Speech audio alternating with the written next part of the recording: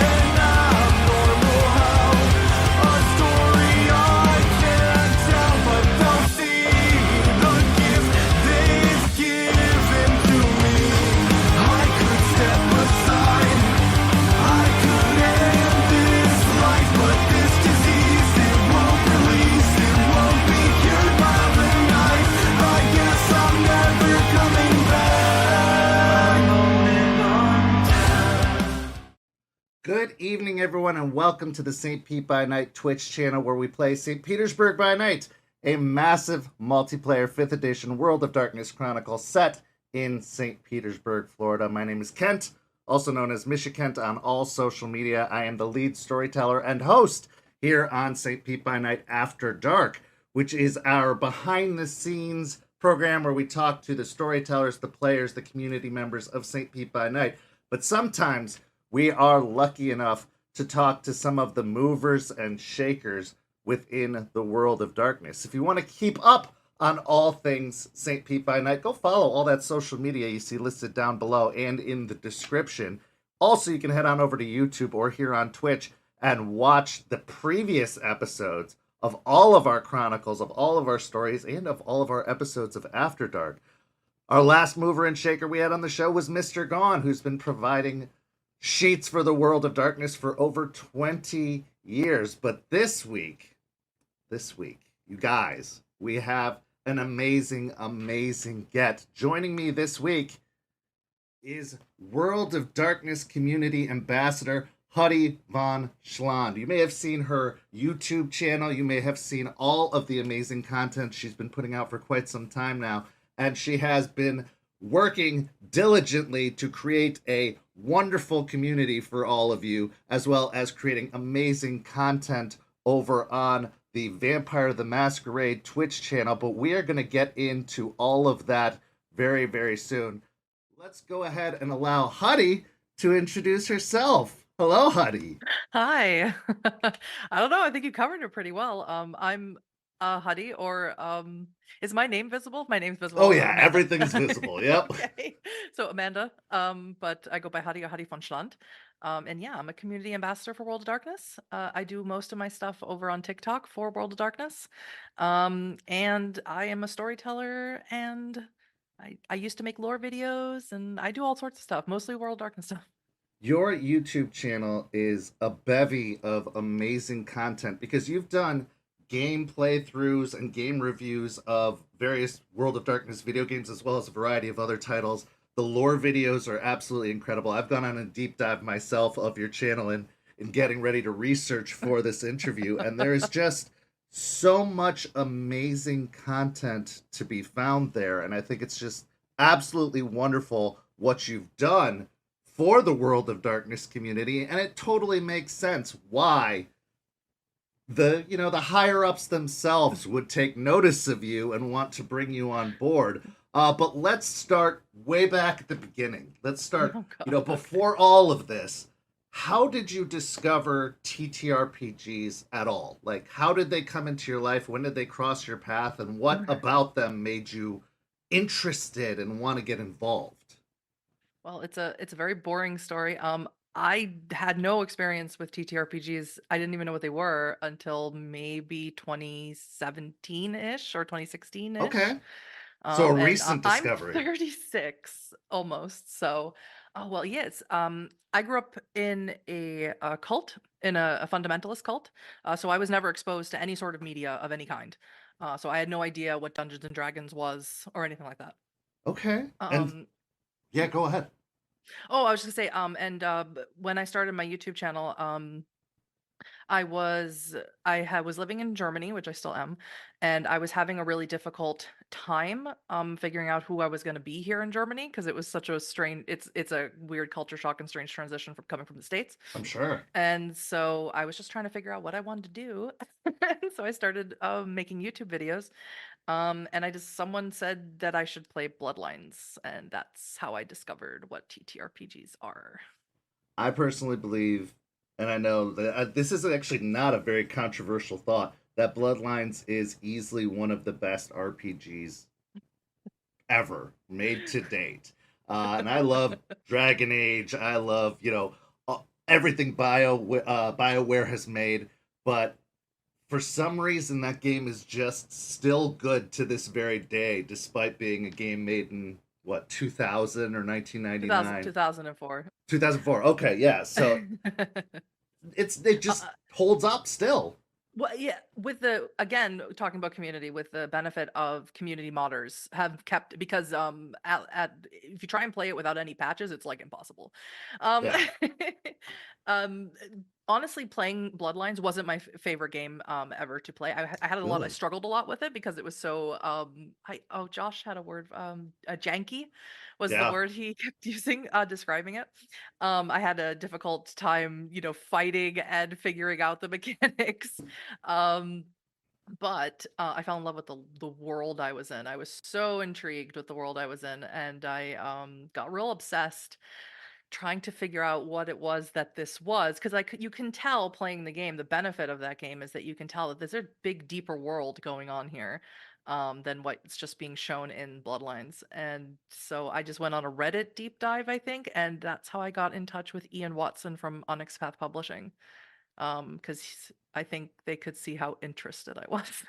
So, what was your first experience with the TTRPG itself, Vampire the Masquerade, or any World of Darkness? When did you get introduced? What was your first character concept? What clan? Tell us about that experience. You're gonna hate this answer. I did not play. Well, my first time playing Vampire the Masquerade was in like 2019, 2020. And I played in like a 3-shot or a 4-shot. I played Alessandra. And then after that, I started storytelling, and it was only last year that I played in a full chronicle for the first time.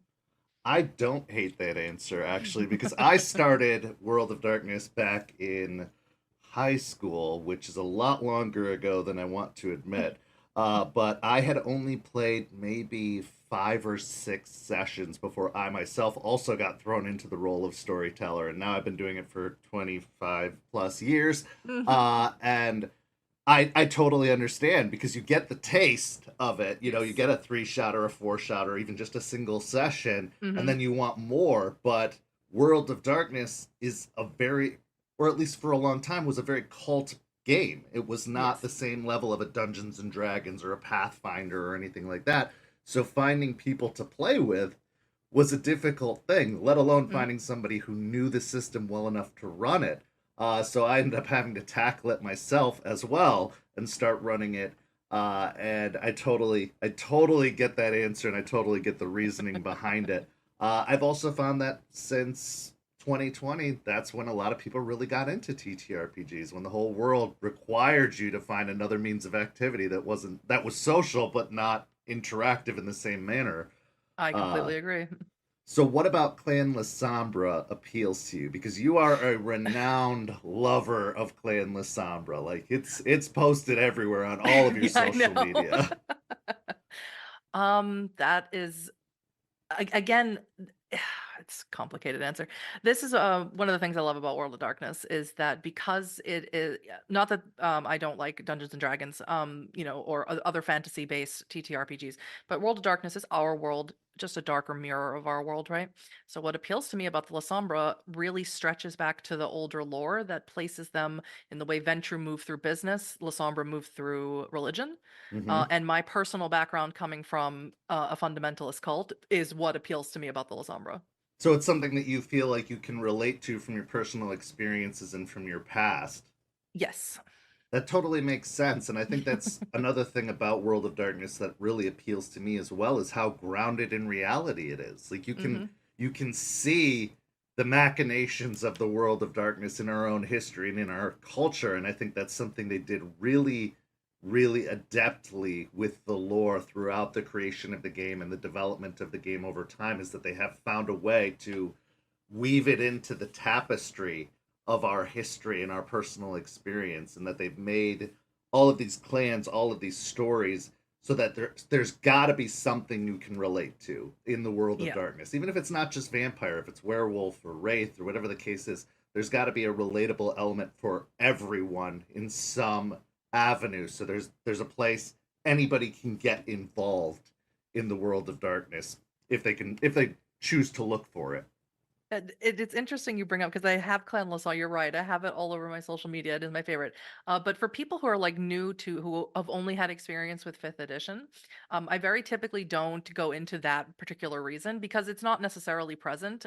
It's there. It's in Chicago by Night and stuff, but not to the extent that it was in the older editions. But so I like to say my second favorite clan, which is Nosferatu, and besides that was the first clan I played in Bloodlines. It's classic. It's such a classic trope of a vampire that there's nothing you can't love about a Nosferatu. When playing Nosferatu in Bloodlines, I've played the game so many times over and over again. But Nosferatu is hard mode in That was Bloodlines. my Like, first playthrough. I've wow, only played through twice. I've played through as a Nosferatu and a Malkavian. That's the only two I've played through. Malkavian. Now I am a Clan Malkavian main. I've loved Malkavian Hmm. since I started. But are there any clans that you've wanted to play but haven't had a chance to? I All know of them. you run the game. Yeah, that's true. I suppose that's true. You don't get a lot of opportunities to play at tables, so you haven't So really. for the actual chronicle that I got to play in, and I'm gonna shout them out right now. They're over on Rolling Nomads. My storyteller was Golden Gwydion or Avery DuBois. I think they changed their handles. Avery, who's in a lot of my uh, Burling game and upcoming games. Absolutely fantastic storyteller. 20th anniversary edition Dark Ages game. I got to play a Malkavian. I said, do you trust me to play a Malkavian, even though I have very little experience being a player? Right. And Avery said yes, and it's incredibly. I play a Malkavian nun, and it's incredibly rewarding. I Oh, love that's Malkavians. I absolutely love Malkavians because there's so many different, again, different access points that you can take with them. It's Yes, one of the most diverse and varied clans that there isn't a. I mean, I suppose you could say there is a quote unquote right or wrong way to play a Malkavian, but I think that there's so many possibilities. There's so many different ways you can come at I the agree. clan. Whereas a lot of the other clans, it's kind of you do fit into a box. And I think that's by design to a certain Yeah, I think degree. I could like right off the top of my head, like Bruja and Banu Hakim, they sort of fit into this box that you expect when you play this character. But yeah, I think Malkavians are really, really diverse, and that's what makes them so fun. And again, I did the thing, right? I made a nun. So I again delved into my personal background just because I am so uncomfortable is not the word I'm looking for. Um not no, stop German, no. Um, I'm so not used to being a player. I can't. There's a word that is not coming to my brain. What was your first experience as a storyteller like for you? Because I know it's a very intimidating thing for people, especially people who've never done it before or people who've spent, a vast variety of time as players. Taking on the role of storyteller for the first time can seem very overwhelming and very intimidating. What was it like for you? You're probably gonna hate this answer. The first time was a storyteller was on live stream. Wow. For You my just jumped friends. right in the pool. Yeah. So at the time, I was in a podcast with Josh from Gaming FTL or Strange Adventures. You see them now over on the Chinese Room because they work on Bloodlines too now. The Primogen, who also has a pretty popular lore YouTube channel. Yes. Oh, I love their channel. Chris is a really good friend of mine. And Salubricat, Harry, who runs a podcast called Saratoga by Night. And we were doing a podcast called The Beckoning, and it was Halloween, was one of the day that we were to do the next episode was Halloween. And I said, hey guys, can I tell you gonna trust me, tell you guys a vampire story? And they all said, yeah. I gave them characters, and that was the start of my Chronicle Blood on the Grand Strand. Yeah, and you've run a lot of chronicles over the No, time. not a I lot. I would say okay, I would say a lot of very good chronicles over the time because you got Okay. Blood on the Grandstand, you got your Thin Blood Chronicle, and now you're doing the Berlin Bloodlines Chronicle. Mhm. Which of those chronicles has been the most rewarding or exciting for you? I mean, they are all are rewarding in their own right Mhm. because whenever you create something, to have it well received is a rewarding experience. But which one have you been most engaged with, excited about, or have felt the best about? I don't think I can really answer that question because I feel that way about all of them for different reasons. Right.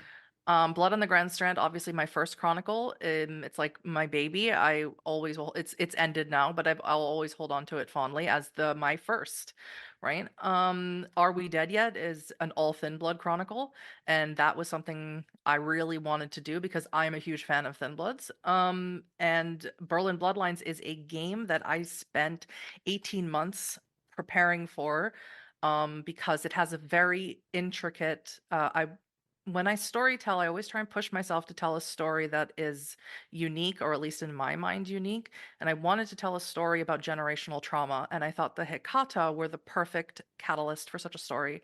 So it's an all Hikata story, and I spent 18 months weaving different facets of generational trauma throughout the story, and it's come together beautifully. And for those that are interested, you can go watch all of these chronicles on Huddy's YouTube channel, Huddy Von Schland on YouTube. You can see the video versions, or I believe you also have podcast versions for those who do not necessarily have On the YouTube. ability. I still need to figure out how to put them on Spotify. I'll figure it out, guys. I promise. Absolutely. Uh, I'm a little busy because I have 3 more Chronicles coming up this year. 3 more chronicles this year. Mhm. Wow. So, if you could give a brief synopsis of your previous 2 chronicles and then, the Berlin Bloodlines chronicles, what would be kind of your sales pitch or a sneak peek into those Oh, chronicles for sure. those that want to go back and watch them? So, Blood on the Grand Strand is a story that takes place in Myrtle Beach, which is the place I used to live. And at the time, it was quote unquote new because they were the new clans to V5. We feature a Ravnos, a Samitsi, and a Salubri, as well as a Tremere, in this coterie. And at the time, the companion guide had just come out, and we jumped right in both feet.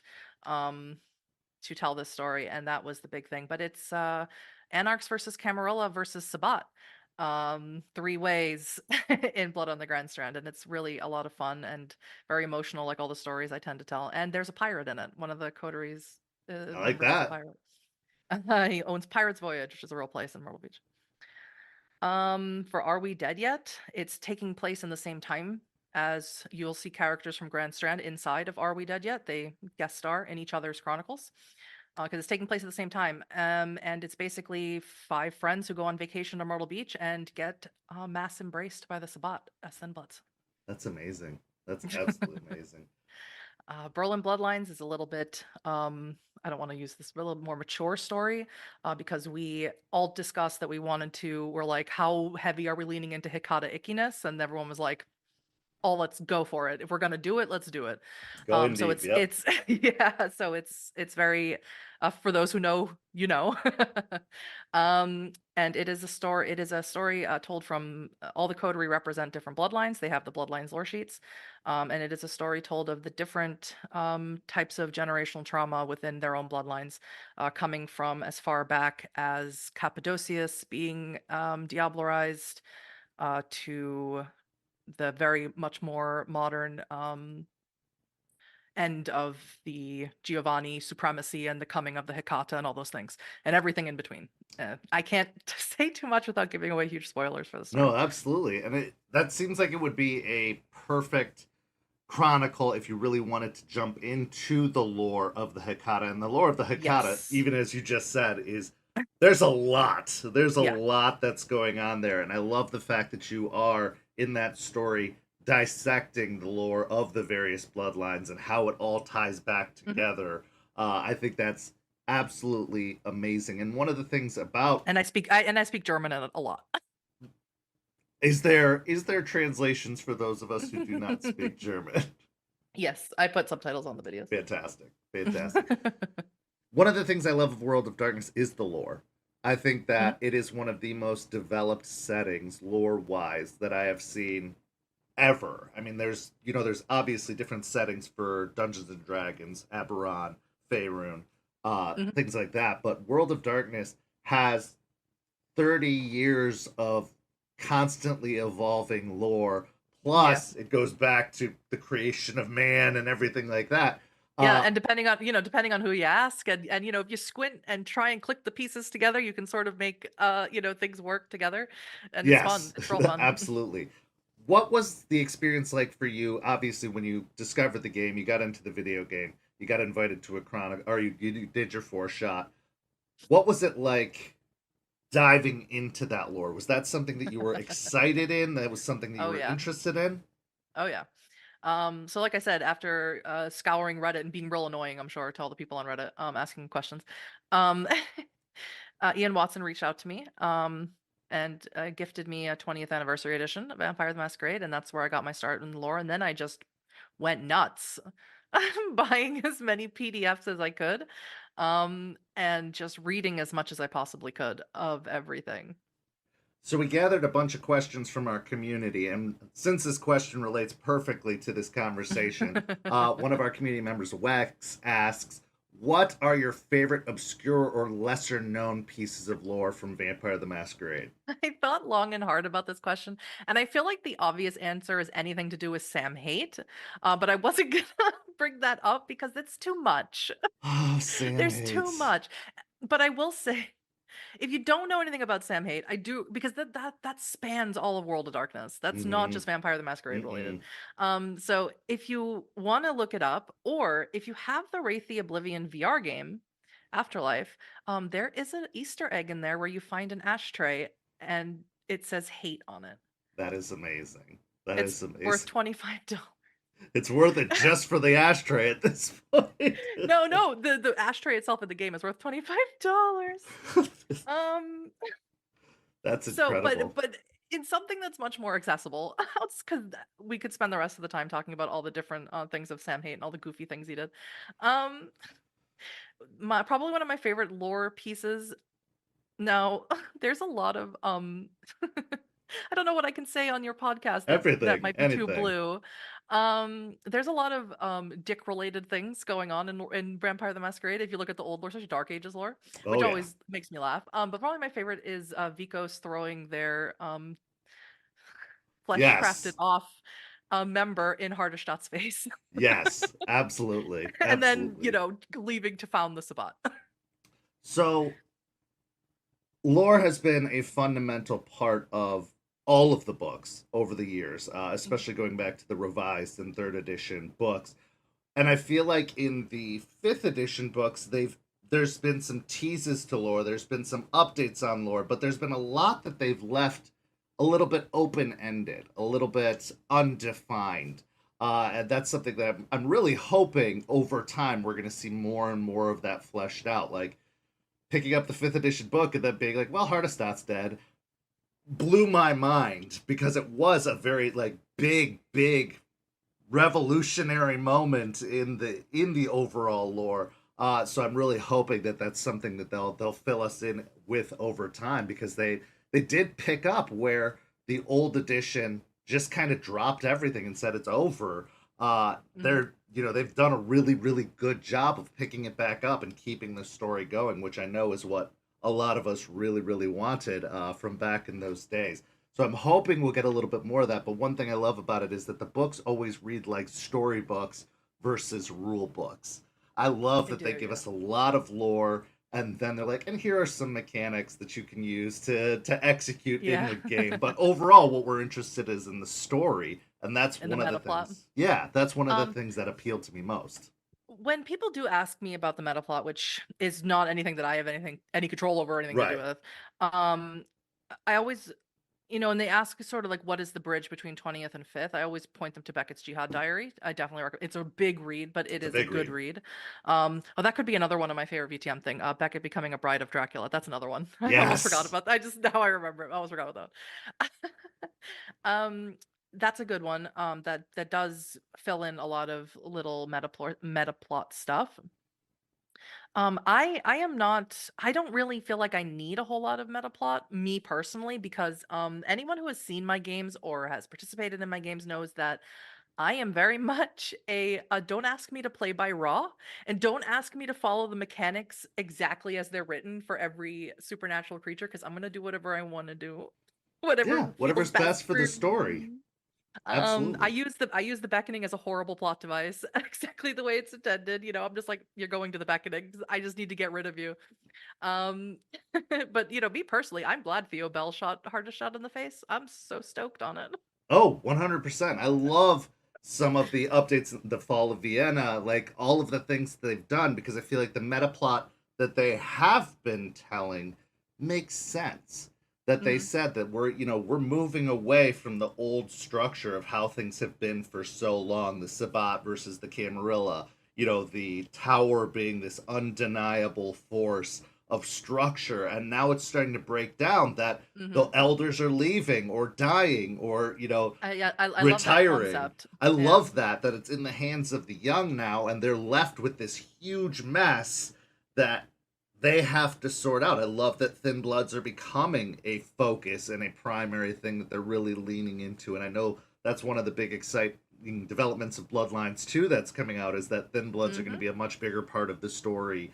And so I do enjoy the idea that it's not just it's over, it's changing, and it's changing at a rapid Yeah. rate, and And everybody's it's holding it's on to keep fun. up. It's a fun concept to think about because vampires don't change, right? That's Yeah, a core concept to them, and then there's change happening all around them, and it makes them cranky.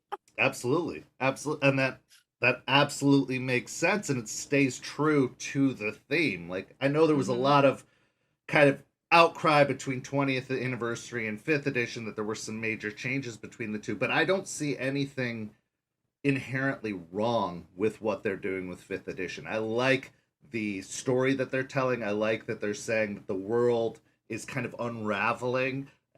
That makes sense. That would be, in my mind, what Gehenna is that the world is now coming apart Hmm. at the seams, and you have to put it together. You have to try and survive in it. Well, yeah. I'm not a person who I think that 20th or older editions serve a certain purpose depending on what the story you want to tell. I With the mechanics as they are right now, I don't think I could tell the type of Dark Ages story, for example, I'd want to tell with the 5th edition rules. No. I don't think I'd be able to do it the way I would want to do it. I would probably have to have a blending of the two because I do like the hunger mechanic. But so I think 20th serves a really great purpose of telling stories, especially if you want to tell a story in the 90s. That's a perfect catalyst for doing Yes. so. Absolutely.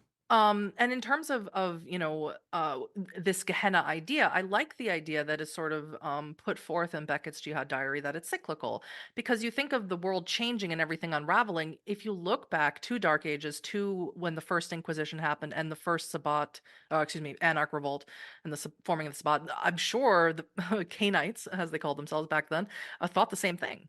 That like this is the end of the world because everything Right. we know is changing and the humans are rising up against us. What the hell? Yeah. You know? Well, and that's something they've really done a good job of orchestrating in the way they've released the books for 5th edition. Mm. There were the three pillars: mage, werewolf, vampire. Those were always expected. Those are the Hmm. big sellers. Hmm. That's the point. But in 5th edition, they did something very, very interesting by releasing vampire and then immediately releasing hunter as the second book, because it really Yeah. does say, hey, humans are the biggest threat now. Before, humans were just a background piece, except for like the Yeah. Second Inquisition. They were just kind of fodder for these supernatural creatures fighting to control the world. Now they're saying, hey, hunters and humans are big players. Technology has caught up. They have advancements now that make vampires prey more than predator. And I Yeah, and they've love been that. around as long the humans and technology have been around the same amount of time. So Right. they're just as knowledgeable as a vampire can be about technology. Well, and humans are willing to evolve, whereas, Yeah, like you said, that's true. vampires are holding on to Yeah. this outdated concept of what life is supposed to be, Yes. even if they are still, using the masquerade and using the evolving of the world to hide. They're still very outdated. They're still very old school in their approaches, and humans are not like that. They are very, very prone to using technology and evolving, and the conflict that causes between all of the various different groups is fascinating. But it does seem very purposeful. It does seem very planned in the way that they've released stuff to show, this is the direction we're heading in. This is what the world looks like now, because Hunter was one of the smaller games, I would say. It Yeah. wasn't as well received, it wasn't as popular in the older editions, but now they're really, really making a push for Hunter to be more Yeah. respected. And Hunter's a really interesting game. I like Hunter a lot, and that's the next Chronicle I believe we're running is a Oh Hunter wow, okay. Chronicle. Secrets of the Schwarzwald or Secrets of the Black Forest, just here in Germany. But I like Hunter because it's so scary. If you really want to talk about a game that's really scary, is Hunter because you're just a person. I mean, you might have your drive might be awakened and you might be aware of the supernatural now, but you are just a person Yeah.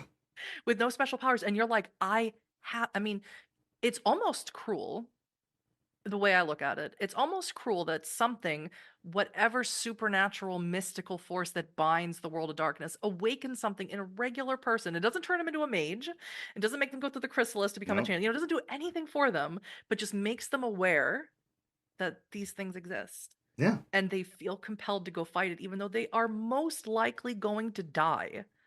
It's so cruel and so scary. So I'm a big fan of Hunter, and I'm glad that they put it in the second thing to say, like, the humans, even if it's going to cost them their lives, they're still going to fight back. It's very scary it should be very scary for every supernatural, but especially for the humans as well. Oh, absolutely. Absolutely. I love too that shows like, Buffy the Vampire Slayer, Yeah. dating myself here, but also No. Supernatural have Yeah. made hunters very, very appealing to people. We have two major Hunter Chronicles going on in St. Pete right now. Oh, that's cool. And we've got, many players who are interested in trying Hunter for the first time. And it's really cool that we have, a means to do that. I'm glad that Werewolf came out. I'm the Werewolf storyteller right now. And the Okay. Werewolf system is fantastic. But Hunter is actually getting a really good surge of popularity. And I think that shows like that really, really helped.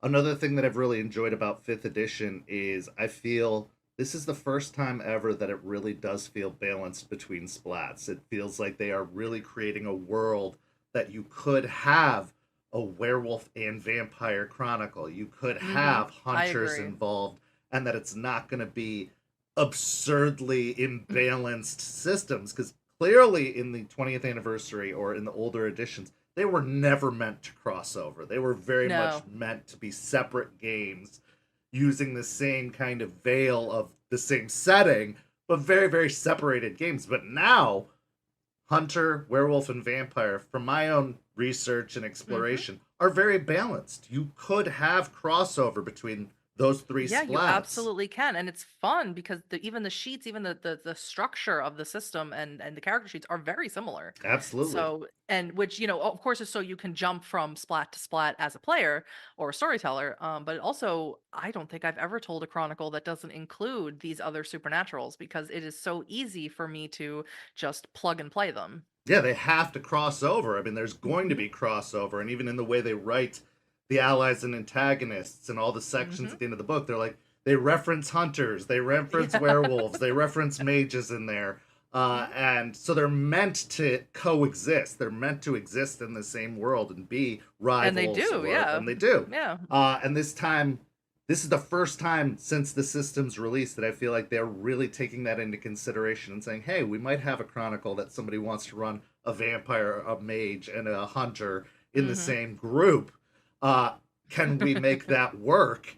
And it does really feel like they are putting a lot of emphasis into that. Another thing that I've really enjoyed about the systems, and I'd love your thoughts on this, is that it feels like they are releasing them and teaching you what's coming next with each release. I've talked about this on almost every episode of After Dark because it's something I love. But like Vampire obviously was the starting foundation. It always has been. Mm-hmm. It's always been people's kind of entry point into the world of darkness for a lot of people.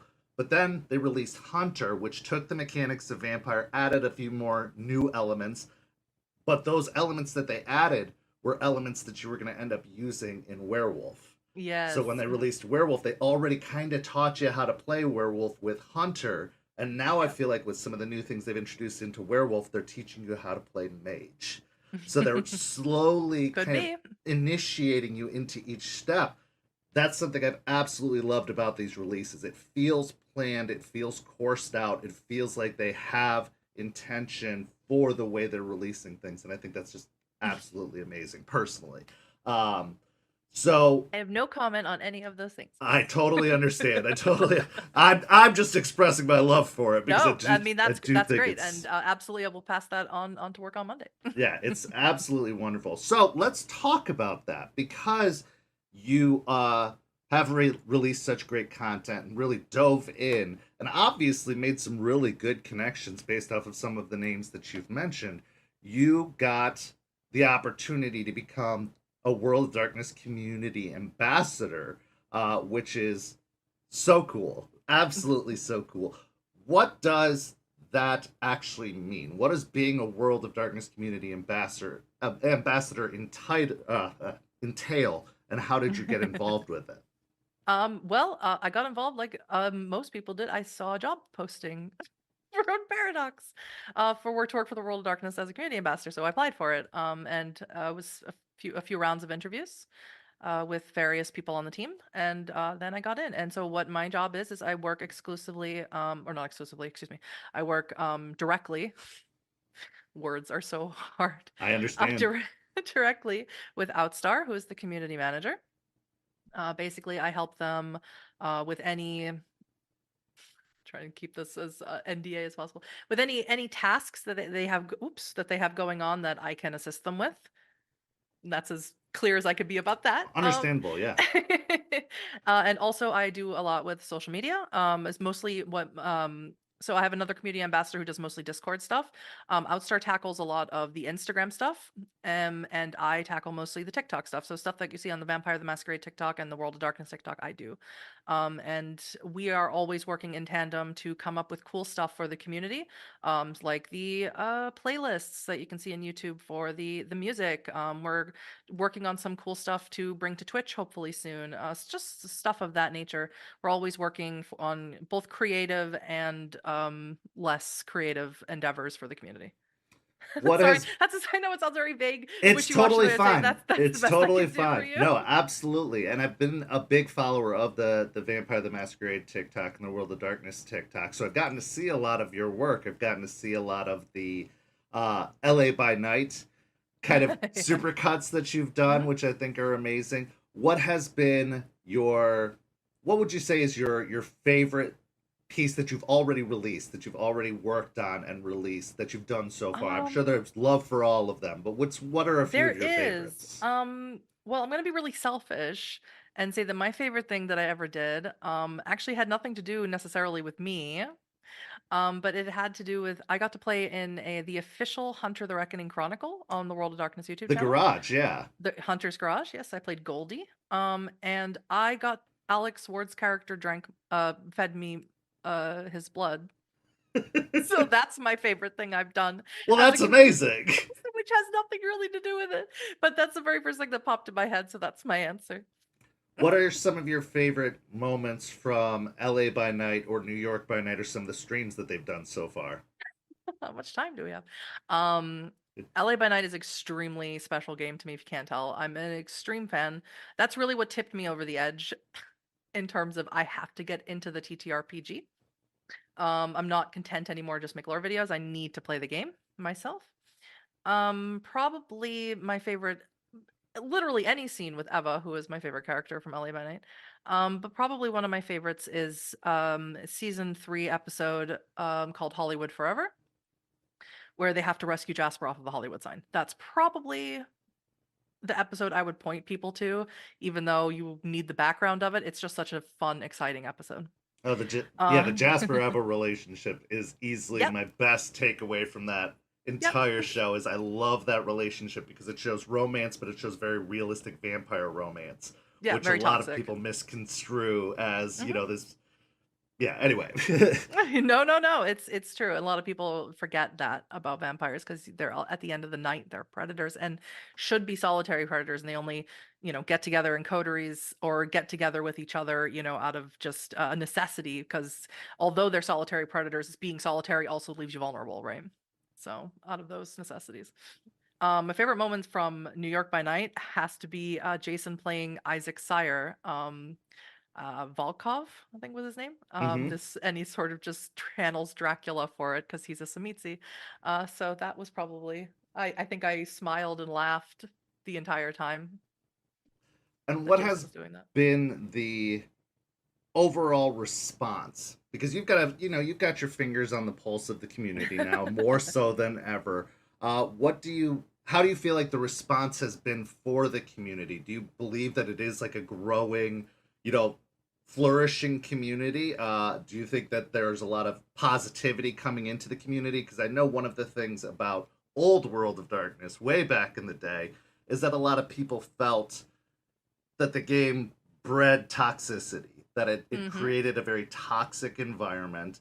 And I know that's something that puts a lot of people off from trying World of Darkness, but I've also felt since a lot of good work has been done on behalf of the company, on behalf of the community, to try and purge that element and try and create a more positive atmosphere despite the very dark content material. I'm going to be extremely controversial when I say this. Anybody who really loves Dungeons and Dragons, I'm so sorry, but I'm going to be really controversial when I say this. I am a big lover of those YouTube videos that are like Dungeons and Dragons horror stories. Mm-hmm. um, or TTRPG horror stories, however they're referred to. And I watch those all the time. I subscribe to 5 or 6 different, not just because I'm sort of researching in the sense where I'm seeing how many of those stories are World of Darkness based, but also because they're horrible. And I would love to know if I can jot down as many red flags as possible. I will. Yeah, um, out of you could have 100 stories of TTRPG horror stories. 95 of them would be Dungeons and Dragons, and 5 of them would be World of Darkness. absolutely. And of the 5 that are World of Darkness, you will see the most amount of comments of people then just totally, excuse my language, shitting on the game. Um, Even though they just watched 95 um Dungeons and Dragons games that had bad players or bad DMs. They aren't shitting on the game. They're Right. shitting on those people. But when it comes to World of Darkness, they shit on the game and the people. And Absolutely. I don't and maybe it's my naivete because my experience with World of Darkness, I have very little experience with other TTRPGs. Maybe it's just me, but I think that there is, as you said, a stigma with World of Darkness where they think it's just a bunch of edgelords and cringy people, and that the game deserves to be crapped on, even though Dungeons and Dragons has a significantly higher fan base and has significantly higher amount of horror stories involved with it. So that's my feeling about that. Yeah. In terms of positivity in the world of dark, it is extremely positive, and it's due to a lot of people like you, Matt Stormcrow, who runs Exeter by Night, people who make content that is easy, digestible. TikTok has been an enormous tool to make 60-second, 30-second videos that just let you know that there is this thing that exists, and if it interests you, here's how you can find out more. Even further than that, Jasper Talk blew up like crazy. Um, and just having whatever Jasper Alex's natural riz, right? Just absolutely exploded TikTok's brain. And so many people just flooded into World of Darkness spaces just wanting to know what that was. And that's enough for me as a community ambassador to say, okay, we have something special here and it can draw people in. Will they come and sort of window shop at it and then leave, yeah, but some will stay. Yeah. Some will be, some people, especially people who are in the TTRPG space who have only played Dungeons and Dragons, they'll say like, well, I want some, I like playing Curse of Strahd, but what if I was Strahd, Yeah. Eh, that's my opinion on that. Well, a lot of people, that was one of the big foundational reasons I started St. Pete by Night, was because I kept seeing on TikTok, it was always on people's bucket lists. People always wanted to play this game, but didn't know how to get involved. A lot of people had said, I've heard about this game, I've read about this game, I want to try it, but they just didn't know where to find a way in. So I decided, okay, I'm going to start a game, and it's going to be a big West Marches style open world campaign, Yeah. and to just give Wild. people an So access wild. point. Yeah, and the response was overwhelming. I thought I Mhm. was going to get 20, 30 people, which is manageable. Instead, I had like 250 people join at the launch, ended up starting the game with like 90 plus characters. That's It crazy. was insane. I But wonder, now that you say that, I wonder how many people who are in the TTRPG space are just afraid to admit that they want to try it. Like, because they've heard so many, people who are just like, I mean, I've seen people who say that they don't play anything but Dungeons and Dragons, and any other kind of game that they want to play with vampires, they just put it in the D&D system, the D20 system. for sure. So I wonder if there's people who are just afraid to like say that out loud There now that you mention it. absolutely are. I can say it Wow. firsthand because a lot of the people I talked to and was recruiting recruiting for the game, I really had to convince them. Like I really had to say, Wow. "Hey, what you've heard, I can't say it's not true. I can't say those Mhm. things didn't happen and that there weren't problems in the community before. But like you said, it's the same everywhere. People are going to It people. is, They're going to be how unfortunately. they are wherever they are. And being able to create all these safety tools that have really come into play over the Yeah. past 10 years or so in TTRPGs that have really, consent sheets and Hmm. all these things have X really cards helped. and Yeah, all sorts of things. it's Yeah. really helped. And I think that also with safety being my first priority in creating the community Hmm. versus, worrying about story or accuracy or anything like that, safety was our first priority. I think that really made people comfortable. And now some of those people who really took some convincing, it's their ride or die game. Like we have I people who love were that. all about That's D&D wonderful. and now they're all about VTM. Several of our storytellers didn't even really want to play when we first started and now they're storytellers here. So That's it's yeah. that makes me so happy. That's amazing. I Yeah. love to hear that. And that's given me a new perspective now, honestly. I have like I said, very little experience D&D or any other games. So people, were is opposite, people knocking down my DMs wanting to play in my games all the time.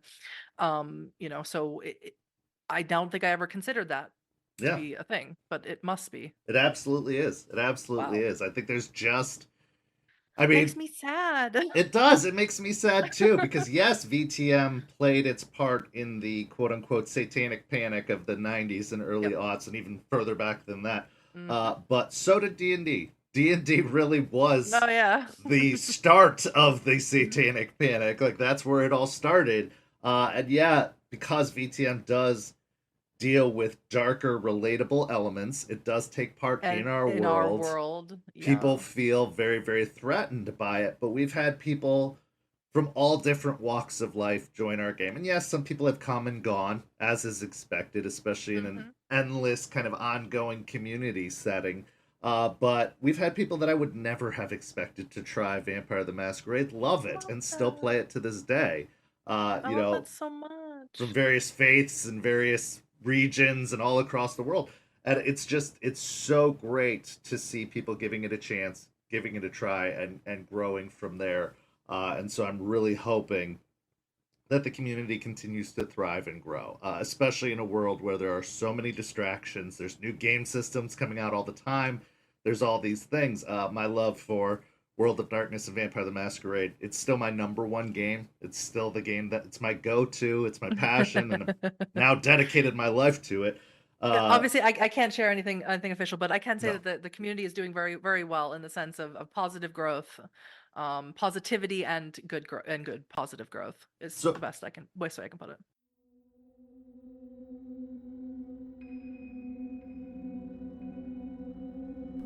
St. Petersburg by Night is brought to you through collaborations with our partnered vendors. Wolfpack Dice, Ember Fox Dice, Dragon Ink Dice, Bear the Bard, Champs Tramps, Penshi Artista, and Chromatic Creations.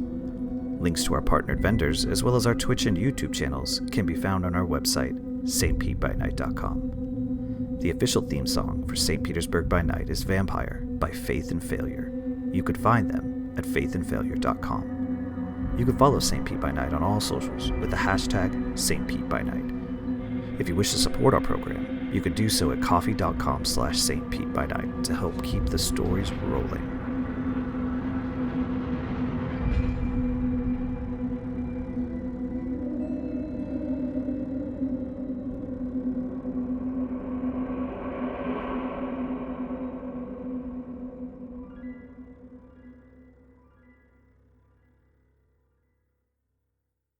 If people wanted to get more invested or involved in the community, because I consider St. Pete to be an entry point, a place for people to start their journey, Absolutely. and then if they want to It take absolutely it is an further, entry point. where would you tell them to go to get more involved? What would you recommend to them? Like, I know there's the World of Darkness Discord, the Renegade Discord. There's so many places. That's always my very first go-to, is because the World of Darkness Discord is a really great place of people. I mean, they get excited, and then that's the thing I find is that people who, I'm sure it's the same with Dungeons and Dragons, but people who find VTM and you find it and they're like, oh, let me talk to you about it. Let me share all the things I like about it, and let's like it together.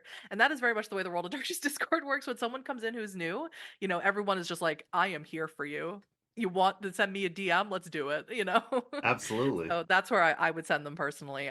But yeah, absolutely. St. Pete's by Night, Exeter by Night, really checking out the World of Darkness TikToks. They're quick little lore bites, worldofdarkness.com, all those places. Yeah, and that's another thing, is that there's just so many resources we didn't have when we first started. Like, when I first started, if you could find the books, that was a great start. If you could even find them. And now there's Storyteller's Vault, where you can get all the old resources. Renegade is doing a really good job of publishing more and more material, because it was kind of quiet there for a while they were changing production companies and everything like that. But they have the Play Renegade series as well, Yep, with little supplements, and you can do as a storyteller. It's a lot of fun. Yeah, it is fantastic, and I'm really excited to see what's coming next. I'm not going to ask you anything. I'm not going to even get into that. Well, you can ask, but I'm not going to tell you anything. Yeah, exactly. But I'm very, very happy to see the creation of content just seems to be ramping up more and more and more, considering that a lot of people don't remember this game really started in like 2018, 2019. This edition did. But over the past year, we've gotten more books than we've gotten in the 3 or 4 or 5 years before that. And it just seems to be consistently ramping up. So you've mentioned Germany several times, that you're from the States. I'm going to ask more personal stuff about your journey. What made you decide Germany? What made you decide to move out there and get into, Well, I got married to a German. Okay. Is the short and sweet, simple answer of it.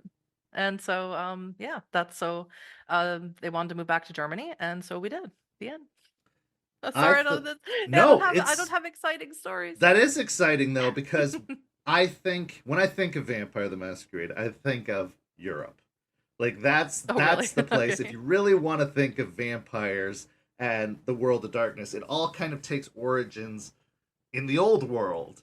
And so I think that it would be very cool to see, or be a part of the community and a part of that atmosphere. Because yes, a lot of modern vampire takes place in America and whatnot, but if you want to think of Dark Ages, if you want to think of the foundations of the camera, that's all in Europe. And so being able to have that kind of context right outside your door, being able to walk out into that world, being able to travel all across, the continent over there, must really give a lot of inspiration for storytelling. And so what do you think is one of the biggest sources of inspiration for you out there?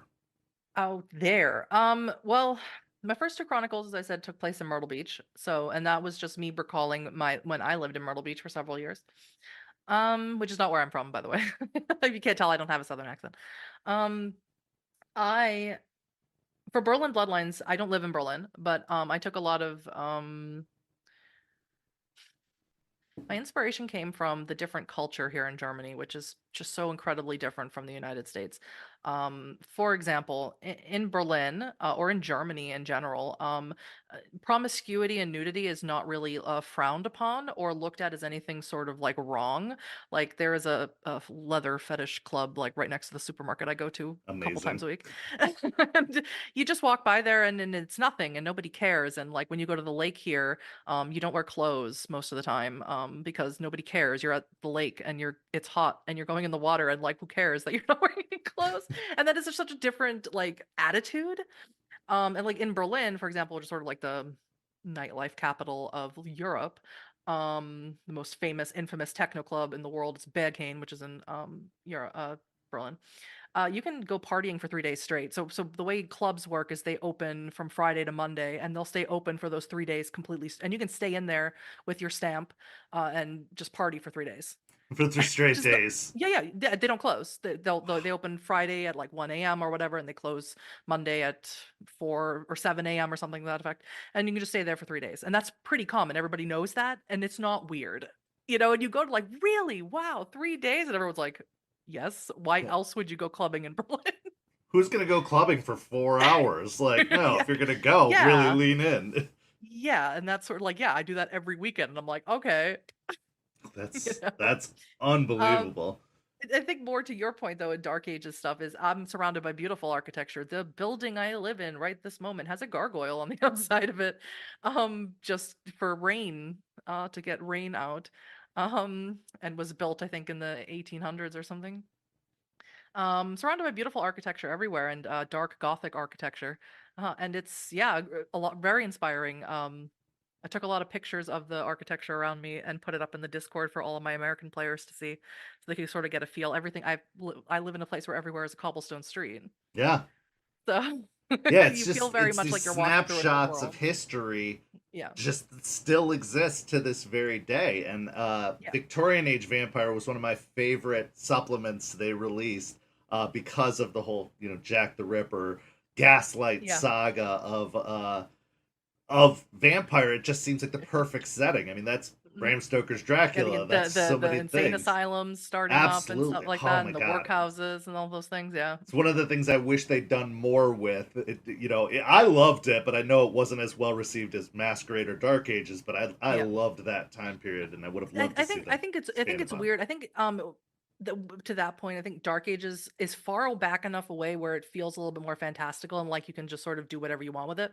And Modern Knights is Modern Knights. Everyone lives in the Modern Knights, so we know Right, what that is. But I think Victorian is just like not far away enough, but also too close at the same time to really get a good grasp. Is my feeling when I was reading it right, personally. yeah, that totally makes sense. So one of the phenomenon I, experienced when I got into World of Darkness was that I started constantly seeing through the lens of the World of Darkness in my day to day life. So when I chose where I chose for the setting, it's the city I live in Florida. I would walk around and I could be like, "This is a Toreador city," like because there's a lot of museums. Art is huge here, like absolutely massive here.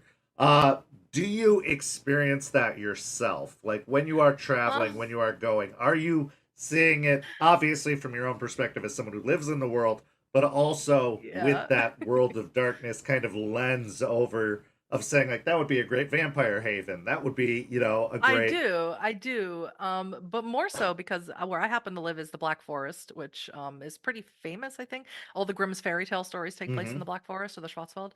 So a lot of the things that I think about are werewolf related or hunter related because it gets pro scary in there.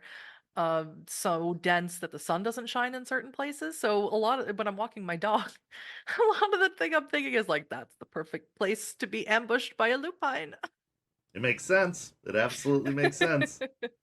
Unfortunately, the fashion here in Germany, if you've never noticed, it's not like New York fashion or like LA fashion. Is everyone here in Germany? It's very stereotypical, like you used to see Dieter in Saturday Night Live. Everyone here wears a lot of black. It's very it's black and looks pretty like snappy, you know, like we're still in the 90s. So I don't know. I don't. Everyone's a La Sombra, I guess. I don't really know. It's hard to point that out. Well, I here. also know that Europe is a lot chillier, especially compared to Florida. I mean, Florida is Yeah. its own world. It should be a separate country sometimes, I swear. But so I think that the black also probably helps absorb a lot of the heat and the Yeah. sun when you do get it. So it probably Yeah, it's very much a statement here. You know, a lot of you want to be look professional, like okay, there's this for example, if it's late and you're tired and you're just wearing sweatpants and a t-shirt, you don't have any issue, right? Like just like going to Walmart, right? right. That's not an issue. No. Here in Europe, you don't do that. If you're going, so even if you're going to the grocery store, you're dressed looking nice. Yeah, you That's not a have to thing. You get present an image. You're not going to be the, yoga yeah. pants and a hoodie No, type no, look. no. Yoga pants is for doing yoga, and jogging pants are for doing jogging. Making Sport, as we say, make sport. But if you're going to somewhere, if you're going downtown to go get groceries or wherever, you're dressed pretty nice. And so and nice is black. It's slimming. It looks good, looks clean, and that's sort of what everyone dresses like pretty much here. Which I love because I wear a lot of black myself. But no, so unfortunately, I don't get to walk around and go like, "That is so very Toreador of you," because I'm like, "That's so very Ventru of you in your black suit," I guess. I'm guessing you're getting a lot of Ventura and La Sombra, basically, for the most Basically, part. yeah. Big black sunglasses. So I'm like, nice. So I want to ask you some more questions about your campaign because we have this question that was submitted through the community that you said is one of your favorite questions that was Because I asked. know who it's from. And I want to get into that, but first, before we can, so that we can give some context for this, your Sure. Berlin campaign specifically, can you hmm give me a brief rundown of each of the characters in that campaign before I ask this question? I gotta be disappointed in my answer again. Brief rundown of Berlin characters. Okay, sure. First we have Edgar, who is a banker of Duncern. He is the money guy. He took no dots in Oblivion, and he thinks dead things are gross. he Why hates not? that he hates that all of his cousins cut off appendages and make little things like from the Addams family, and they torture him with it and tease him about it because he thinks it's gross. um, we have Tullio, who is a Giovanni, and in the lore of my game, the purge that happened when the Harbingers of Skulls went through and killed a lot of the Giovanni. I had that in Berlin. Most of the Giovanni were killed, and he's one of the few Giovanni that are left. We have Imogen, who is a Lamia. She's actually a Giovanni, but she's an adopted Lamia, and she is a part of the Bahari, and she is a cultist. She worships the Dark Mother, which is fun. Maria is a Rossellini. She's very into wraiths and ghosts, and she's sort of unofficially the mistress of ghosts. And she sells a lot of haunted objects in her shop. And last we have Adelaide, who is a Nagaraja, our flesh eater, and she is sort of our resident serial killer, and she gets rid of the bodies for everyone by eating it like a big old snake. So, Tyler asks Yes. if the player characters in your chronicle were characters from It's Always Sunny in Philadelphia, who would they be? I hope Tyler watches this because they Oh, he have no will. idea how much I struggled thinking about this question all day long. And I have just the worst answer. So here we go. I have to pick Edgar, our banker of Duncern, as Frank, simply because he's the money guy and he has 5 dots in resources. And I have no other qualifying thing for that. For Dennis, I have to go with Tullio or Giovanni just because he is so smarmy and so arrogant, and we love him for that. But that's very Dennis vibes. For Charlie, I'd have to go with our Nagaraja because she's always eating gross things, and so is Charlie, and it's always sunny. Um, for Mac, I think I'd have to go with Maria, I guess. Because she Maria is very much a character who she's not ahead of her bloodline. She doesn't have any high positions, but she's always trying to like do what's best for everybody and has no agency for herself. So it makes me think of that Mac like I'm playing both sides, so I'll come out on top because that's sort of what Maria does. While she's trying to figure out her own life in Berlin. And I guess that leaves Imogen as D, and I don't have a good reason why she'd be D except I don't know. I don't have a good reason. I'm so sorry, Tyler. You absolutely destroyed me with this question that I thought of. As you can see, I rapid fired them off because I thought about it all day. I So love it. sorry, Tyler.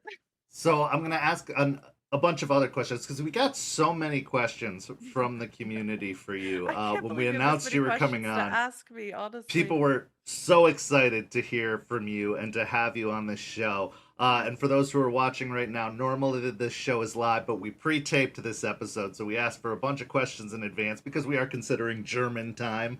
So we are 9 filming p.m. this. is 3 a.m. for me. Yeah, it's a little late. It's a little late. So And we I'm took in these Wien. questions in advance. So anybody who's asking questions in the chat, sorry, you're not going to be able to get an answer to those right now. But maybe we'll get a repeat episode or a sequel to this episode later on where we can ask some of those.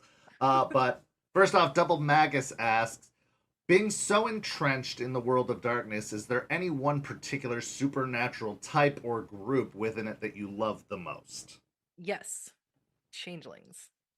Really? Okay. Yes. Why?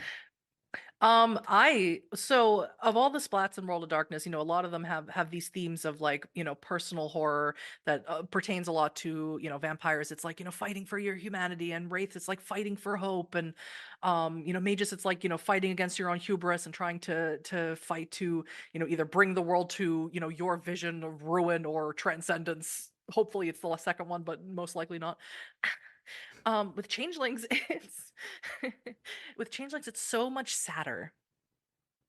Because they have very little control over what gives them glamour or what gives them creativity, because the world is beating it out of everyone. And it is so, I am so hoping that World of Darkness team, not that they're, I don't know, maybe I'll send them this, will make C5, because it is so prevalent nowadays when we're in our late stage capitalism era, of how much creativity and joy is being crushed out of everyone. And it's so, I mean, just thinking about it, sometimes I think about it like what changelings would be experiencing right now, and I just imagine so many of them just dying off from banality, like in droves. Oh, for And it sure. makes me sad. And so I love Changeling for that exact reason, is that it has the potential, especially in the modern nights, to be the saddest chronicle you could tell.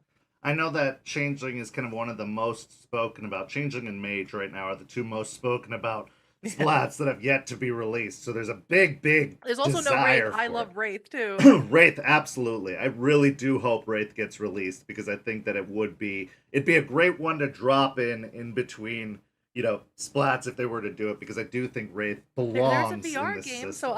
so I'm hoping maybe soon. That'd be awesome. But the biggest debate about Changeling is, I ask people, which version of Changeling would you want? Would you want the Dreaming or would you want the Lost? People want the Lost. So I hope you do pass this along to the higher ups, because I'm telling you, the community is fiending for the Lost. Yes, they really want the Lost. So here's something for everybody in your community, or everybody who's watching this. When you leave us comments on posts or social media that say, "Hey, I can't wait for Changeling 5. I hope you do blah blah blah blah blah blah blah." Those are super important comments for us. Please leave us those comments. We see them all, and I pass them along when I see them to the right eyes. So please leave them. I love Changeling the Lost. I think it's fantastic. A lot of what 5th edition has done is gone back through Chronicles and sort of taken what works from Chronicles and putting it into, Masquerade, Ascension, blah blah blah blah, things of that nature. And I hope they do that exactly the same. Which I love Changeling the Lost. I love that they did take what worked from the Chronicles and that they're bringing that into, because I was not a fan of the Chronicles when the original World of Darkness stopped. I was brokenhearted. Like I loved OG. Yeah. Like that was my live or die was OG. And so with New World of Darkness, Chronicles of Darkness, I just I couldn't fathom starting over. I couldn't fathom having to reshape my entire thinking, because, and I say this all the time on this show, you could get a doctorate in World of Darkness history. Like, there's so much stuff. Absolutely. So having to reframe it all, think about it all differently, I just couldn't do it. Yeah, I would never yuck anyone's yum, but Changeling the Lost was the only one of the Chronicles that I personally enjoyed. Yeah, absolutely. So I think that taking the elements of the system that worked and some of the storytelling elements and storytelling themes that worked is brilliant, because it was a big gamble on their behalf. It was a big, experimental change on their behalf, and I don't think it was all bad. I mean, I love the hunger system. I love the desperation system, the rage system. I love a lot of the things they incorporated from it. I just couldn't say goodbye to the story. The Oh, mechanics were never absolutely. the issue for me. It was Absolutely. always the story. The fact that we had to just say, hey, all of that is not a thing anymore. I Yeah. couldn't because it spent so much time dedicated to it. So, yeah, okay, so really hoping for Changeling the Lost. That seems to be the big Yeah. thing. I'm hoping C5 takes a lot of inspiration from Changeling the Lost. I would be so happy. So Cole asks, what are some of the elements that you feel help create a good table dynamic? If your players don't know each other, are there any tools or techniques you use to help garner that flow between them? Yeah. So when I have players who aren't super familiar with each other, the very first thing I do, obviously is session zero. I do that with even players who know each other. But then I take us through a little scenario where I have everyone's characters work together to some goal to help establish those connections early on in their characters. I set up a Discord where I open for every chronicle that I run, where I open up in character and out character channels for every single player, so they can talk, and I am there to monitor if there's any issues. Mm-hmm. And I encourage everyone to let me know how your character relates to the other characters, to give me for them to speak to each other and to establish some sort of bond with their characters, because that really helps break the ice and it really helps make everyone feel a little bit more comfortable, especially if you're nervous playing with people you don't know. Absolutely. Yeah, one thing that I've done is I've done in character interviews. Like they all go on a talk show because I'm like, if these characters That's good. especially have known each other for a long time, or my werewolf pack, they supposedly had known each other for 6 or so months. I asked them really out of left field questions, like, "What's your favorite color?" Because That's it's good. likely the rest of the group would know, but they don't think about that when they're Hmm. creating the characters. And I find that that creates a comfortable in character dynamic of asking them these odd, left field questions. I'll pick any character questionnaire online and I'll just go through and ask. And obviously, I'll leave them the option to opt out of certain answers if they don't want to Of reveal course. those details about their character. But even just simply like, what do you usually do on a Tuesday night? Just Tuesday specifically. And I find that How do that you also like helps your create. eggs if you're a Yeah, werewolf? exactly. Exactly. Like, those kinds of questions do make a huge difference, and it does help people settle into their characters and Absolutely. really I'm get to know absolutely their going to steal that. characters. I'm Yeah, it absolutely works stealing that. so well. It works so, so well. So the next question also comes from Double Magus, who asks, with how grim dark most people tend to see the world of darkness, what hopeful/light elements do you recommend to prevent people from drowning in it? Mhm. So, my chronicles tend to be a little bit more on the grim dark side. So certain things that I do is very first, number one is I make sure that everyone has a touchstone that is a positive touchstone. I don't require my players to have all their touchstones can represent something negative about humanity that For still sure. connects you to humanity. But I require everyone to have at least a positive touchstone, someone that your character does care about, so that when things get too grimdark or when their characters are going through a especially hard time, I can use the touchstone to sort of ground them, make them feel better, whatever is required of the situation. Two, I tend to make at least one NPC, but I make more, who are fun, who aren't bogged down by all the weight of the world of darkness, and they're just sort of cool and chill or whatever. And I tend to make them comedic in nature. I tend to do my best to make my players laugh in the situations. Usually it's a Malkavian, but in Berlin Bloodlines, for example, it's a Samdi because that's fun.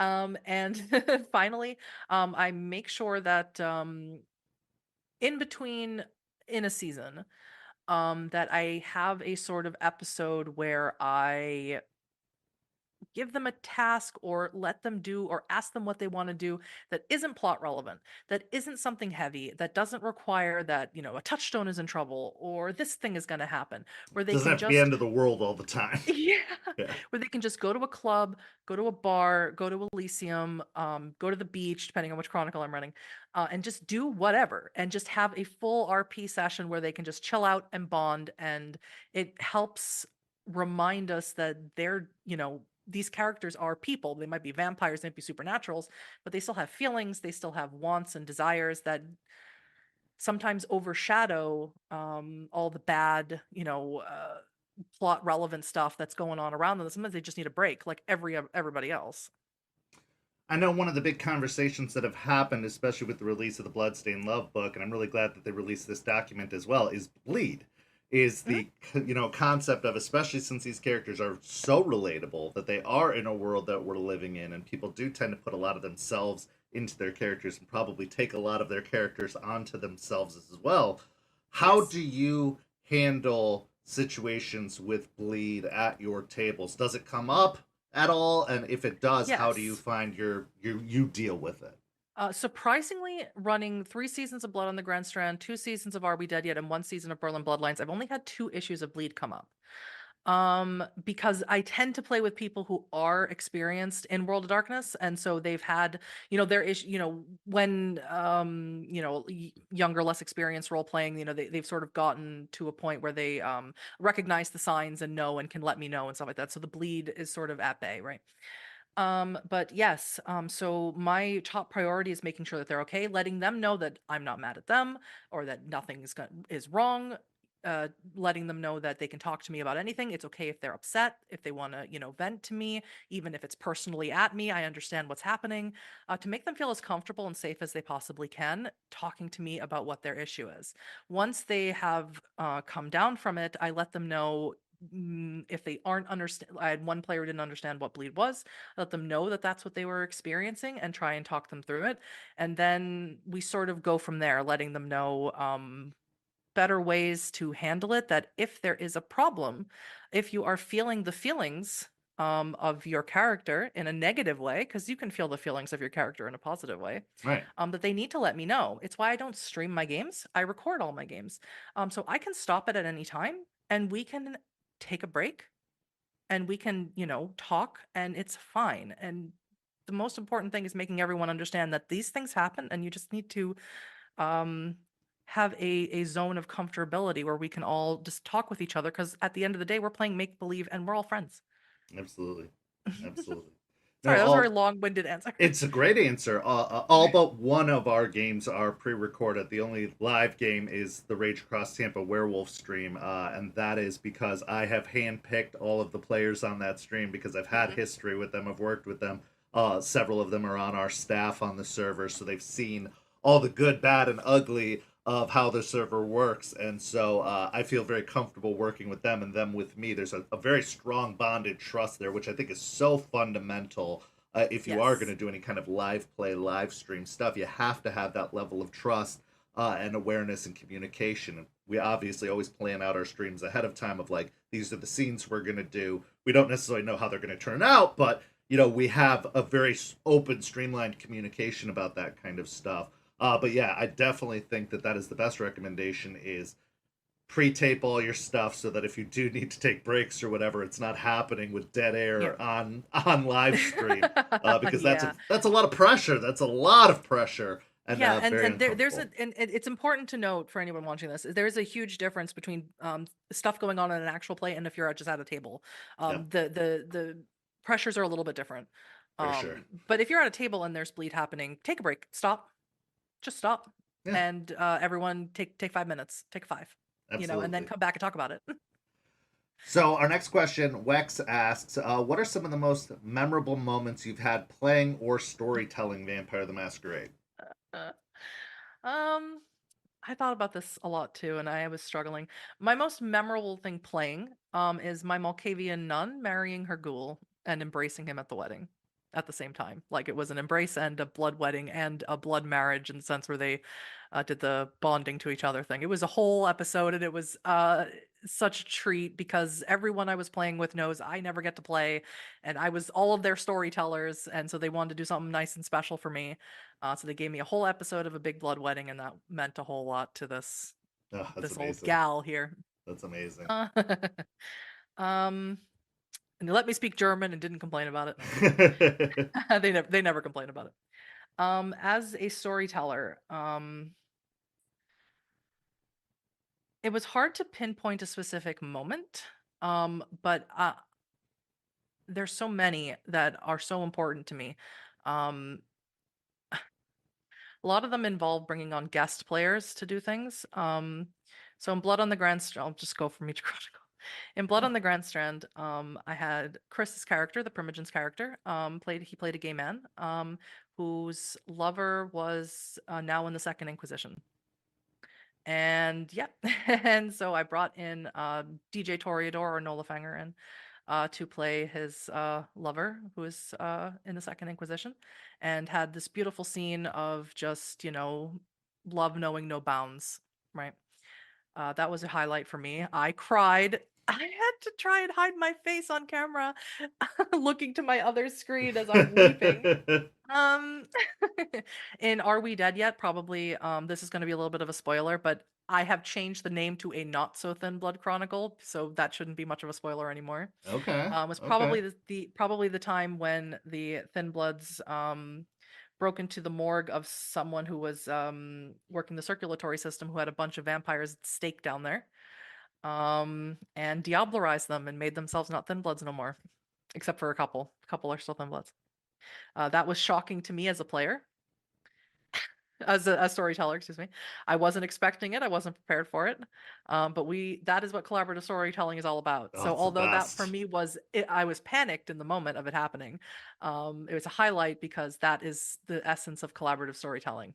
Oh, 100%. They wanted to do the thing and they did the thing. Um, Lastly, for Berlin Bloodlines, probably what has been the most joy for me, just twofold. One, I have Josh or Gaming FTL, Syrinx and Yepitzak playing my NPCs. They're my seasoned players. I've played with them for years. They are amazing, and I just put them in scenes and I say go, and they go. They know exactly what they're doing. They understand the assignment, and it's a joy to just watch. And second fold is the banker of Dunsern, Edgar, wanted a romance with his ghoul, and I put her in as a plot device. I already had her as a plot device, but he wanted a ghoul, so I said, okay, well now your ghoul's going to be the plot device, and playing this this romantic, tragic romance thing with him has been probably better than it's come out better than I even imagined it when I wrote it like 18 months ago. Oh, fantastic. Dat Bardic Charm asks, what is the most important tip or piece of advice you have for someone first storytelling for VTM? Do it. Just do it. And I know that is a stupid piece of advice because that doesn't mean anything. The biggest barrier I come across when people say, I can't tell games, I'm too scared, I don't know what if I'm bad at it, what if I'm this, what if I'm that. You just have to do it. There are so many resources of stories that are already written, and you just have to follow along. And if you're playing with people who are your friends, and they are supposed to be your friends, they will be totally fine playing through, for example, the New Blood starter one, or any of the little tiny chronicle jump off things that are in. I mean, Crimson Gutter just came out. There's a ton where you can just plug and play and jump and go, and you just have to do it. And it is only going to be intimidating until you do it. I promise. Because once you start, you're never going to want to stop. Oh, From 100%. experience. 100%. Like you can't turn off that valve. Like once you open it, it No. just goes. And I think that And if you want to do it, you're already halfway there.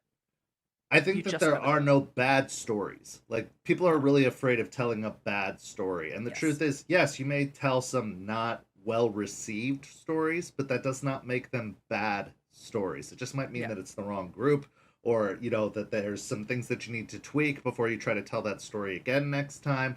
But I think that as long as you go into it knowing that there's no wrong way to necessarily do it. I mean, there's obviously some behaviors you should avoid. Uh, that's going back Yes. to the whole problems Mhm. we've had in the community before thing.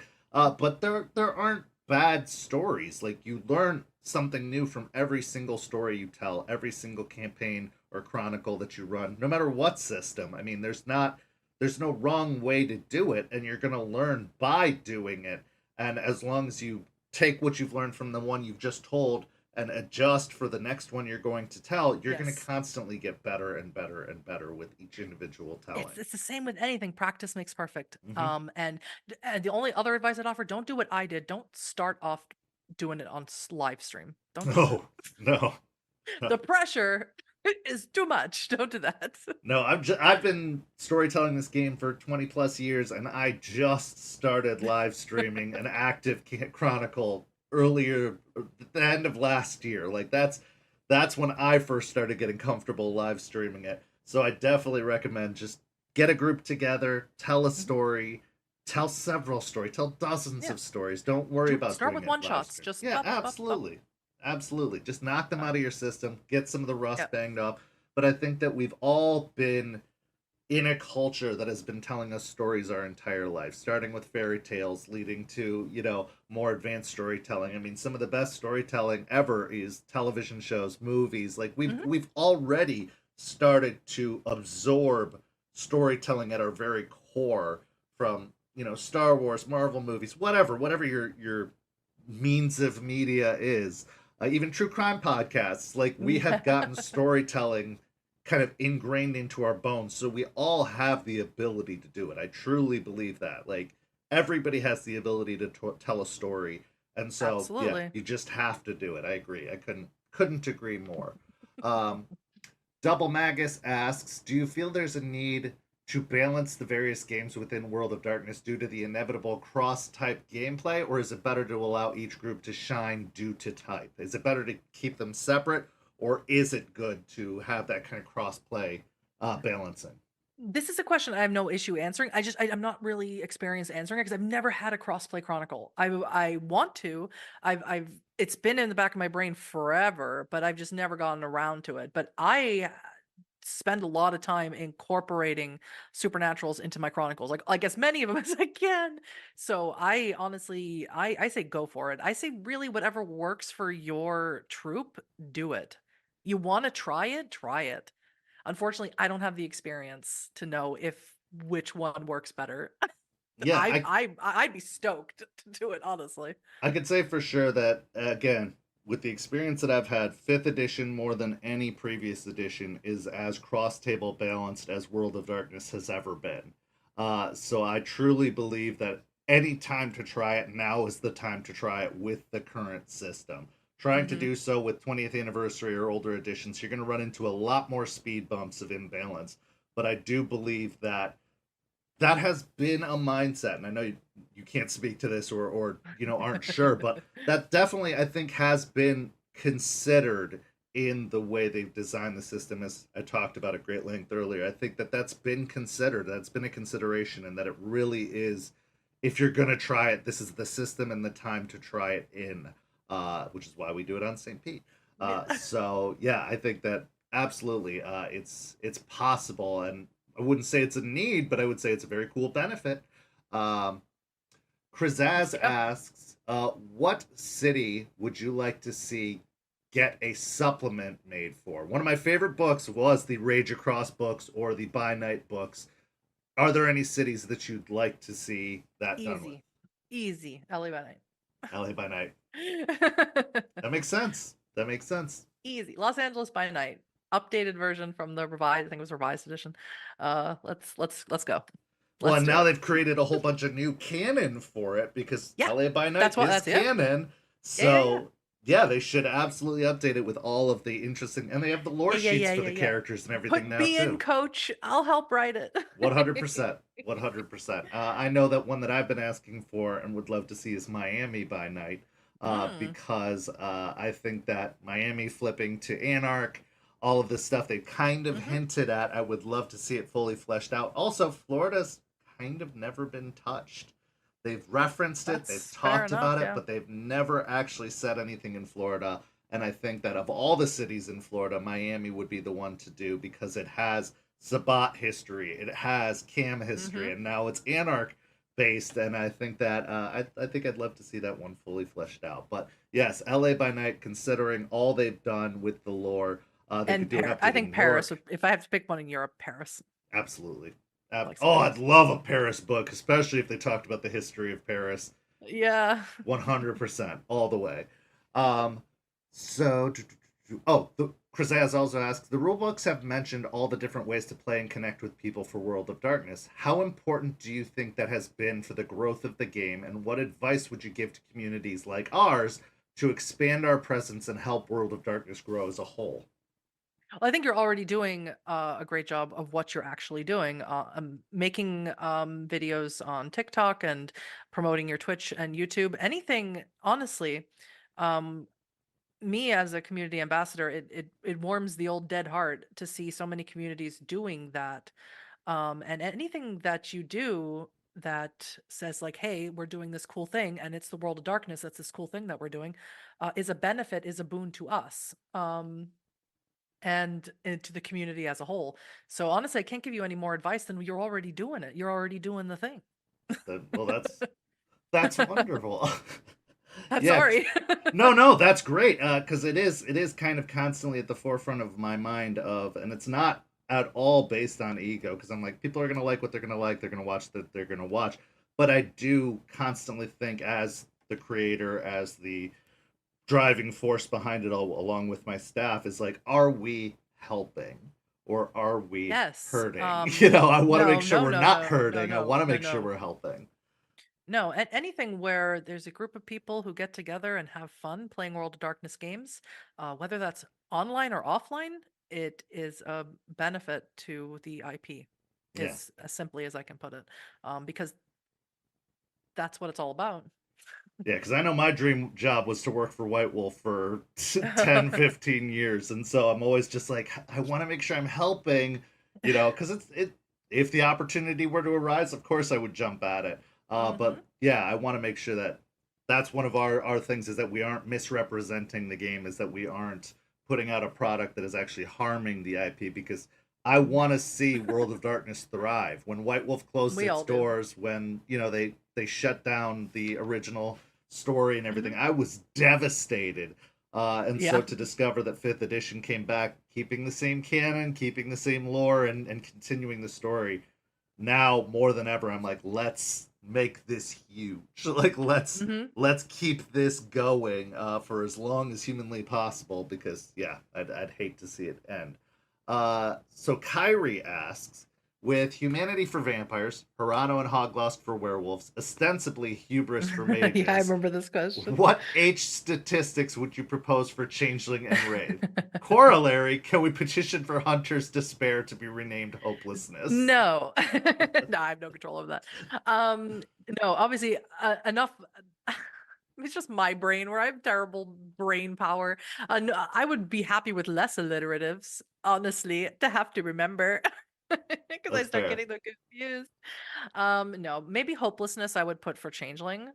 Would maybe be the sort of correlation between losing humanity or losing or falling to Hirano. Um, for Wraith, it's a little harder to think of, especially an H term, because you could just use hopelessness for everyone, Oh, for honestly. sure, everyone.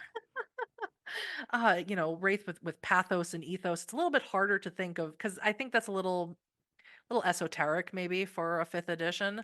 So I don't know what they would use. So I'll leave that to better minds, honestly. I thought about it like most of the day and I was like, can't think of anything besides pathos and ethos. What else would you use? And I'm like, that's for the smarter writers than me to come up with. So, is there anything that you can kind of point us towards or get us excited about? Is there anything that you can hint or I mean, I'm not trying to put you on the spot. The answer of no is perfectly reasonable. But is there anything that we should be keeping an eye out for, or is there anything coming up that I you're can particularly say, excited about? Okay. I can say, because you can go to renegade.com right now and check the PDF pre-orders and stuff for Gehenna War is coming soon. Oh, so excited for that part. Yeah, so I will say that's probably the thing I'm most excited for coming out. Also, And as that's somebody all I'll say. who is getting really into werewolf, which was never one of my favorites until I started running it. Uh, Shattered Nation. I'm also really, really Yes. excited for Yeah. Shattered Nation coming I out. haven't I haven't read Shattered Nation, but I have seen Gehenna War and I am most excited for the community to see that one. Oh, that is such good news, because I was partially dreading it, but also partially excited for it. So to hear that you are looking forward to it, or Yeah. the community seeing it, gives me a lot of hope.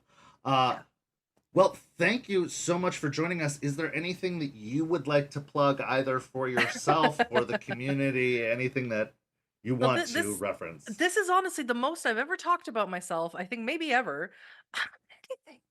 Because I don't do that. I don't promote myself or what I do. I don't know why. I just don't.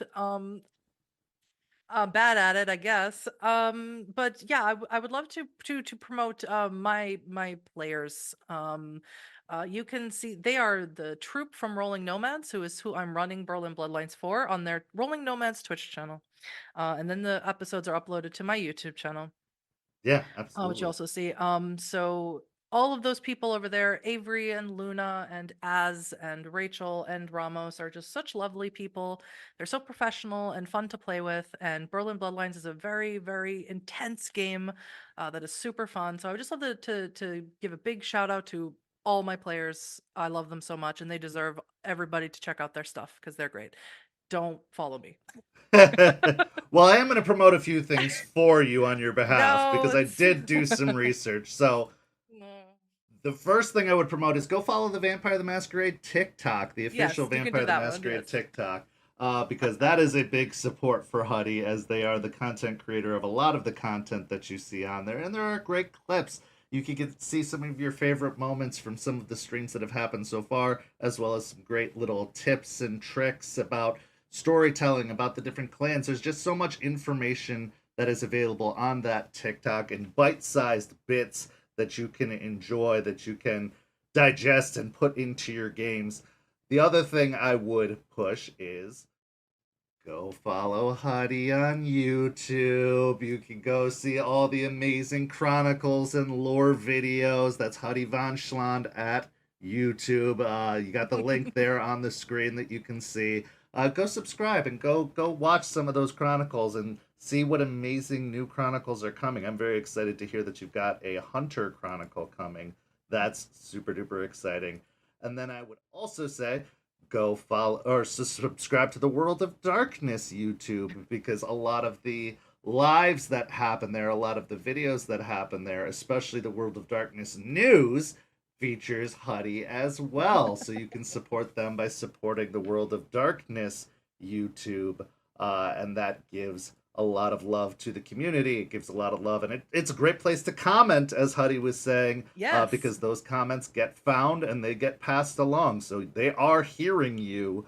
So go on there and watch their shows like New York by Night, LA by Night, all of the great things they have, but also watch the news feeds as they come out, and put your comments in there and support the overall community. But Huddy, thank you so much for taking the time today. I know it's getting late over there, but I do Yeah. appreciate us having this moment to connect, and I really do hope that perhaps we can have you back on the show maybe after the Gehenna book is released, because I would love to talk to you more about that when you can talk about it, Yeah. obviously. But it's such an honor and a privilege for me. I was super excited about this interview. I've been buzzing about it all week, and I'm really Thank you. glad that we were able to have this time and this moment together. So go follow Huddy, or follow World of Darkness. She doesn't want to be followed, but go follow World of Yes, Darkness follow follow all the World of everywhere, Darkness socials. Follow them everywhere. everywhere. But yeah, and then go follow St. Pete by Night on everything, Yeah, there because you we are go. keeping up with this. This week we've got a lot of amazing content. Tomorrow we've got the last episode of Bloody Strings before they go on break for a little while. On Tuesday, the next episode of Rage Across Tampa, our Werewolf the Apocalypse Chronicle drops. On Thursday, we've got Don't Get Caught, our Vampire Anarch Chronicle. On Friday, we've got What the Hell Is That, our Hunter the Reckoning Chronicle. And then next Saturday, we are going to have another mover and shaker of the World of Darkness. The Burger Krieg will be joining, who is a big content creator of World of Darkness materials. So we will be back with that. But thank you so much for joining us tonight, and have a good evening, everyone. Thank you. This has been a St. Petersburg by Night production. After Dark is produced in agreement with the World of Darkness and Dark Pact. The host for After Dark is Kent. Visit our website at stpbynight.com for more information about all of our productions and how you can become part of our community. Thank you for listening. Until next time, fangs, stakes, and claws out.